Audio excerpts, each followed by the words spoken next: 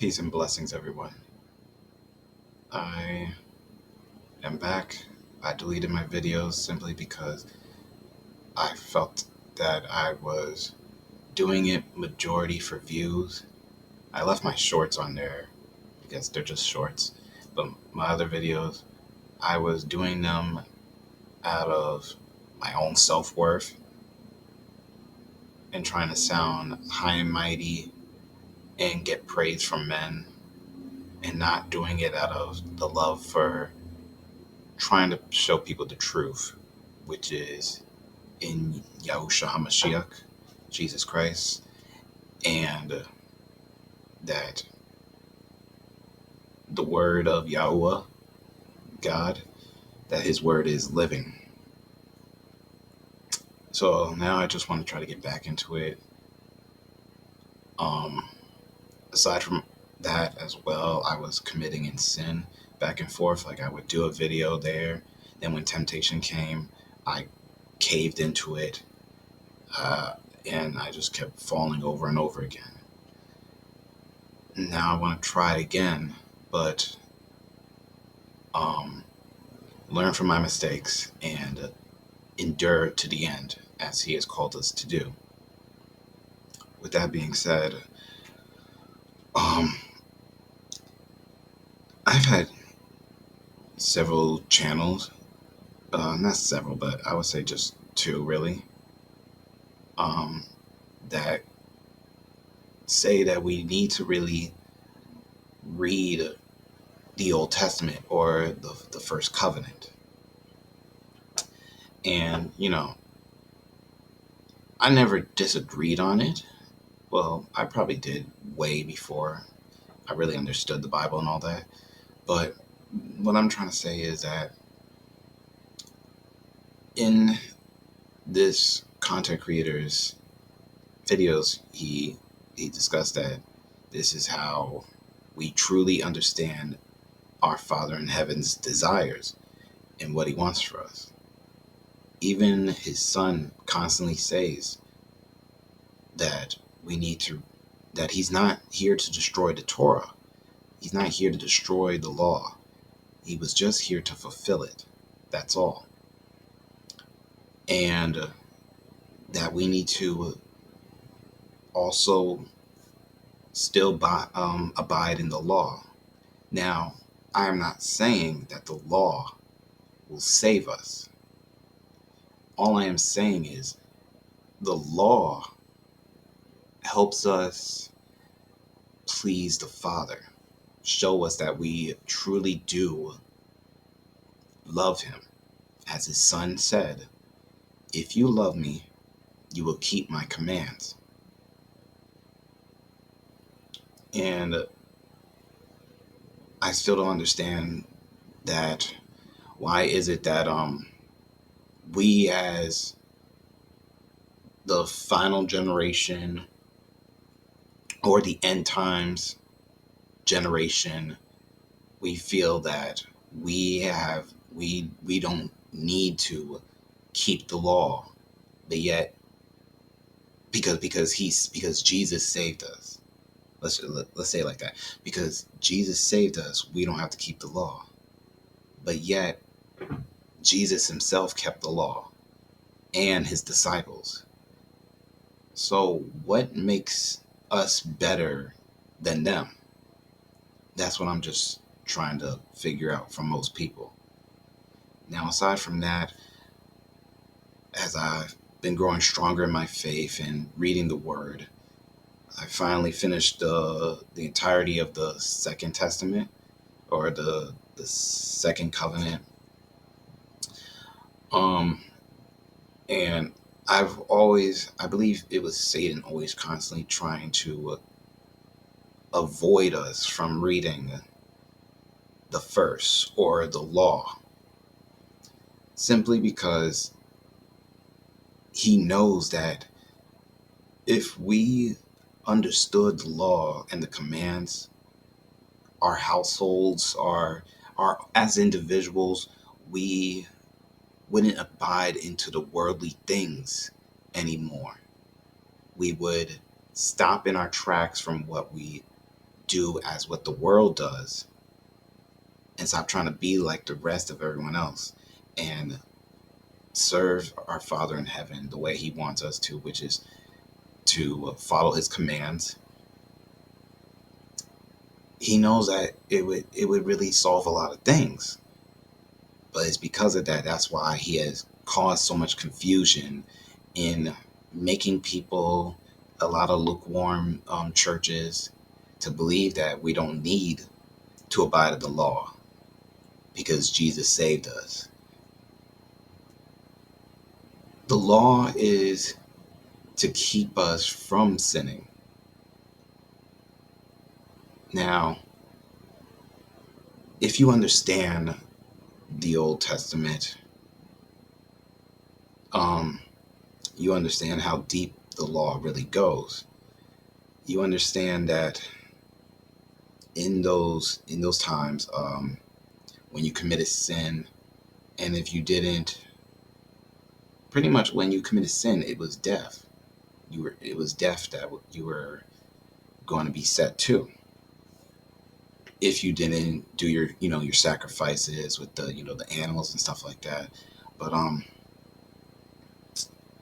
where am I trying to go with this?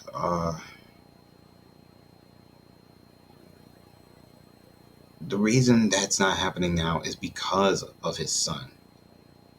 That is the grace that was covered over us. That's all.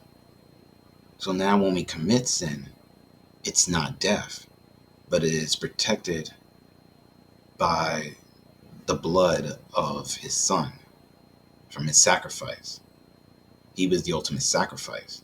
That's why we don't do the lamb cutting and stuff like this. I mean, the killing of lambs and animals and all that stuff, the sacrifices. We all know this. But yet, it seems that we all know that.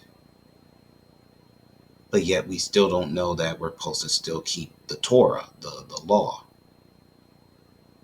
Like, how does that? It really doesn't make sense. Here's what I'm trying to really get at. And I hope people are still looking at this video to understand this.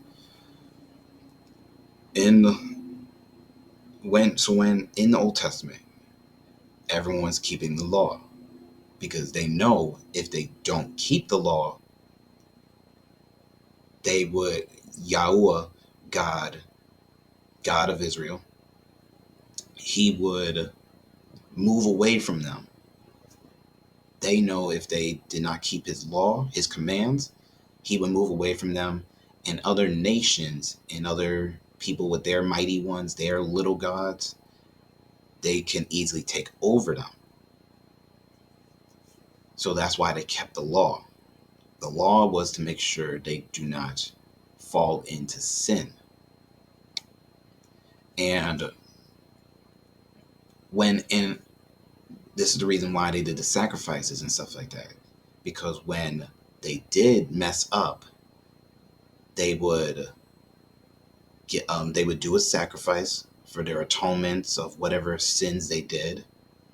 They would get that certain animal and sacrifice it to Yahweh, and then go back and do the commands of what he asked, which is the laws, which is the Torah. That's it. So it's you keep his commands, which is the law, and if you fail doing it, you made a sacrifice, and then you go back and keep his law. Now you're forgiven. You did your sacrifice. You're forgiven now. Now go back and continue doing his law, and you will be blessed. That's it. That's how we serve him, keeping his law, and you'll be continuously blessed. But people don't do that now in this day and age, and even a few hundred, even 2,000 years. Let's go with that. I guess I'm not sure on the numbers, so don't hang me for that. But what I'm trying to say is that we are now living in rebellious times where people believe that just because our master, our savior, died for us, that we don't have to keep the law. But he is literally just the ultimate sacrifice. We're supposed to still keep his law, and when we screw up, we are already forgiven because of our master's sacrifice. And we just continue doing his law. And that's it. And on top of that, we're supposed to preach this to the Gentiles. We're supposed to let the other people of the world know who do not know Yahweh or the God of Israel. We're supposed to let them know this is how we are supposed. This is the real God of the of all creation, of the world, of the universe. If you want to go that far, he is the Alpha, the Omega, the first and the last. He's the one that created everything. He has a law for us. He says he's a jealous God. No one else has his name. There should be no one else we should be bowing down to. That's the reason why we are supposed to be set apart. We are supposed to be an example to the world. That's what his chosen people were supposed to be. And they are still supposed to be that. Yasharel, Israel, not the ones that are there right now, the Rev 2.9s. Rev 2.9, 3.9s. That's another topic of discussion. But the point is, he had in the past a chosen people to show the world who the real God of everything is. And he used that set of people to show the world this. Because he had only a small amount of people at that time. Like, he had this amount, and they weren't the mightiest. The people he chose weren't the strongest. But he used them to show the rest of the world, while everyone else in the world was worshiping other little gods and stuff like that. He used those people to show the rest of the world who's the real one.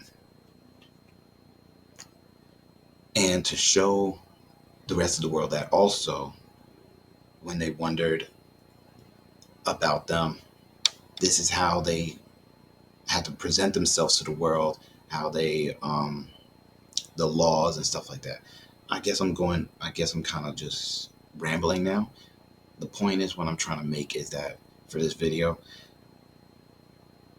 we really do have to read the Old Testament, because in the Old Testament it shows us exactly what pleases God and what displeases him. And you may wonder, and this will help you understand why sometimes you are not blessed, and sometimes why you are being punished. You think you're doing something for God, and you're actually not. Now, also, I've heard this from another YouTube channeler as well. Obviously, Satan will bless you as well. If you are continuing to do Satan's work, if you are continuing to do wickedness and spread wickedness, whether you know it or not, he will bless you. So some people may come across and be like, oh, I'm not doing the law, but I'm being blessed. I'm doing this, I'm doing that, and I'm being blessed. I thank God every day. And that's where the problem lies, and why we need to use his actual name, which is Yahuwah. Because when we keep saying God, everyone has a God. Oh, we call him the big G. Like, come on, you really think people are like of other? You have to think outside of yourself at that point. You really think everyone else is going to just say, "Oh, mine's is a little G"? No, to them, their God is the God. So that is why we have to use his actual Hebrew name. But anyway, I think that's pretty much it for this ramble, or not even a ramble. I gotta stop calling it that. This is just the ultimate truth people need to hear. I want to come back here and really set fire for what he really has for us as a people. Stop following this world. As well for myself, I have to always keep working on not desiring the things of this world, but set my mind on heaven. That's my grandmother. So I guess that's it for today. Hope everyone has a blessed day. Take care.